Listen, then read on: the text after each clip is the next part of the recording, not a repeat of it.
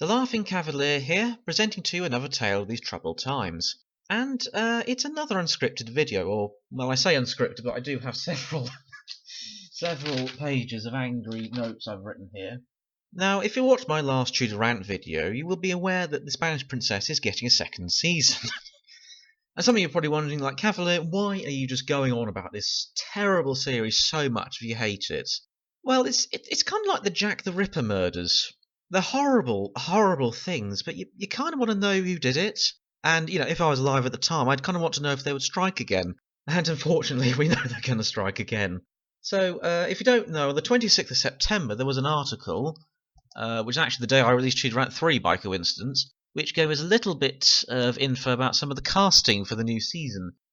Before we go into that, though, I decided to go and watch the last episode of the first season, because if you don't know, I only watched the first 3 episodes because I got sick of it, but I thought, well, I'm going to have to cover it again in the future, so I might as well watch the last episode, and oh god, this might as well be Tudor Rant Part 2 for the next few minutes. So I was just absolutely astounded with this episode, like how much was wrong. I mean, for example, I thought they'd murdered Margaret Beaufort's character enough in The White Princess, but God in heaven. Like in this one, she literally executes Edmund Dudley, who, if you don't know, he was one of Henry VII's advisors and responsible for a lot of the taxation in Henry's reign. And then when Henry VIII became king, he arrested him and had him executed in, I think it was about 1510. But in this series, they make up Margaret is behind all the taxation. It's like, what? And then she has Dudley arrested and executed in the same day. It's like, and they even move his execution earlier because she died in 1509. So it's like, oh, why do you hate Margaret Beaufort so much? Leave her alone. And it was just, oh god, awful, absolutely awful. And then it really just reminded me just how bad it was. Why I just stopped watching it. I mean, again, there was the Muslim Christian wedding ceremony. I'm like, this is the 16th century. It's unequal. They don't do that sort of thing. It's quite funny that when they got the Moorish crossbow maker, Margaret Beaufort, who literally goes full psycho last episode, tries to hang him. And my favourite bit is they say to him, "Don't worry, we'll make it quick," and then they proceed to try and slowly hang him. It's like, yeah, that's quick. And then there's other stupid things like Margaret Beaufort. She's so determined not for the marriage to go ahead that she withholds the papal dispensation. But the thing is, though, is that the Pope historically granted that in 1505. So I'm just like, what's going on? This is just madness. I mean, if you like this series, fair enough. You can like it. I'm just a guy who rants on this little corner of the internet. But I'm just like, when the history is so bad, I've got to say about this. I'm sorry. But yeah, oh dear, the acting's terrible and it's not looking good. So the season 2 article, I'll look at the article first, I think, before I go into the predictions I've got written down. And I say article, there's literally just one paragraph in there, which is from Variety.com. I'll put a link to it in the description. Stars announced the cast of the second instalment of I presume it's of the limited series, The Spanish Princess. Returning performers, la-di-da-di-da-di-da-di-da. And then you get the new ones. New cast members include Ray Stevenson as Meg's boorish husband, King James IV of Scotland. Now, Ray Stevenson, if you know him, he was in Rome. He was Titus Pullo. He's a great actor, but he's 55. The historical King James IV is 40 when he died. And what is this line about? Was it he's boorish? King James IV, he's one of the most interesting kings of Scotland, arguably the most successful. I mean, considering at his young age, he built Scotland into something of a regional power.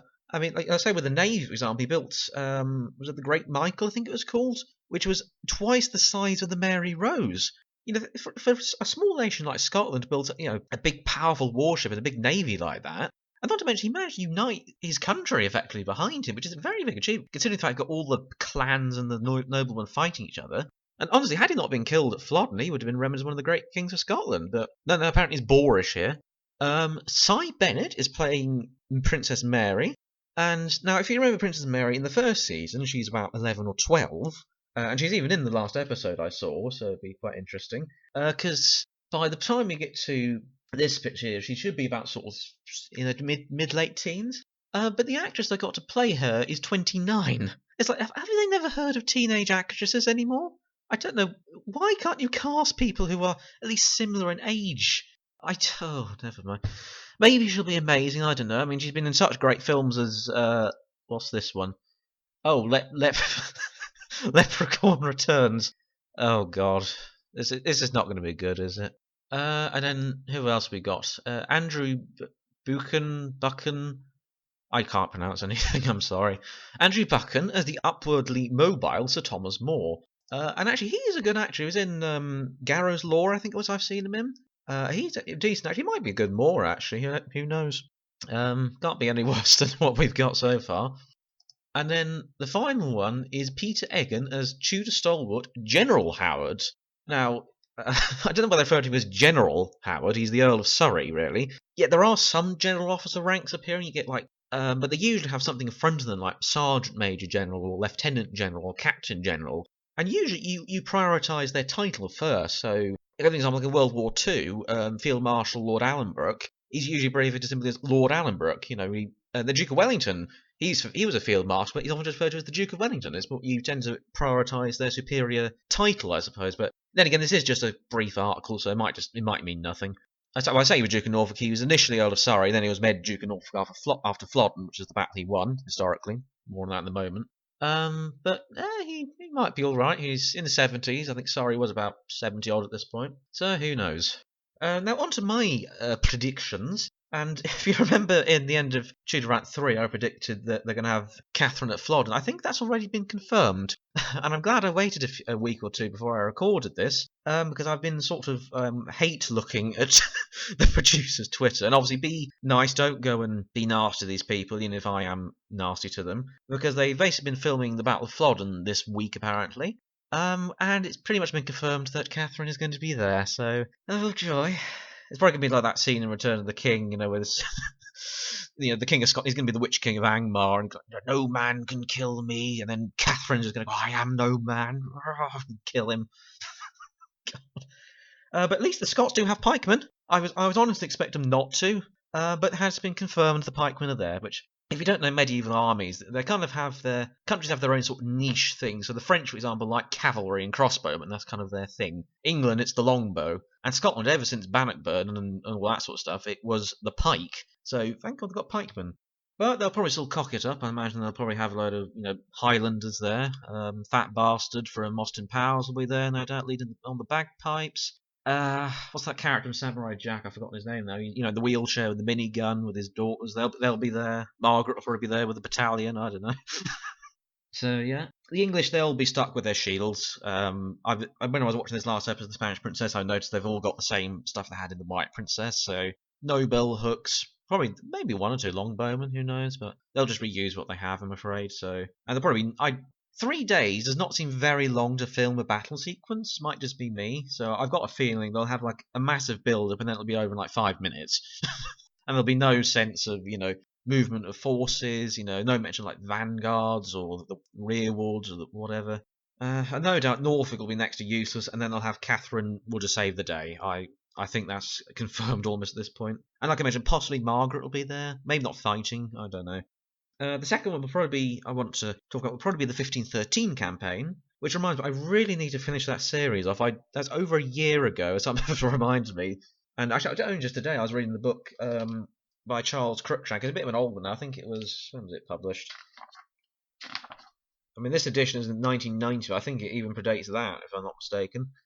It's a really good one if you can get your hands on it. I got mine free from my old high school, actually. But it's such detail about the movement of the troops, what they're fighting with, provisions, and everything. So yeah, that would actually be quite good if I could get that series finished off. But yeah, no doubt what will happen is they're just going to have, it'll probably just be a few marching scenes and Henry in his tent, unless they do have a battle scene. And no doubt they'll probably have Henry VIII on the front line, even though historically held back a bit. So then we go on to Henry's sisters. So obviously we're going to have Margaret, and as I mentioned, apparently her husband is boorish. Oh, and apparently there's another picture, one of them, the producers put on their Twitter, where there's something on a blackboard at the back talking about Archibald Douglas, who was married to Margaret after her husband died. So I imagine we'll have that sort of a plot line, but they'll find a way to cock it up. I'm not sure how. And finally, Mary, as I mentioned, who will be, 12 in the last episode of season 1, and literally probably the next scene will be like a week later, she'll be 29. Inexplicably.